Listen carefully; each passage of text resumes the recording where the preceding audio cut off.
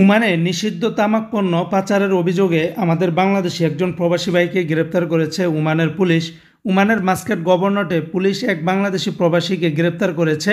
তার বিরুদ্ধে বিপুল পরিমাণ নিষিদ্ধ সিগারেট এবং তামাকজাত দ্রব্য নিজস্ব গাড়িতে বহন এবং তা বাণিজ্যিকভাবে উদ্দেশ্য করে পরিবহনের অভিযোগ আনা হয়েছে তার বিরুদ্ধে।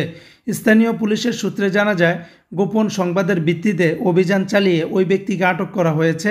অভিযানের সময় তার গাড়ি থেকে নিষিদ্ধ এবং অবৈধ তামাক পণ্য জব্দ করা হয়েছে। ওমানের পুলিশ জানিয়েছে, আটককৃত বাংলাদেশি প্রবাসীর বিরুদ্ধে প্রয়োজনীয় সকল ধরনের আইনগত যা ধরনের ব্যবস্থা রয়েছে তা চলমান রয়েছে। এই ঘটনায় একটি মামলাও দায়ের করা হয়েছে তার বিরুদ্ধে।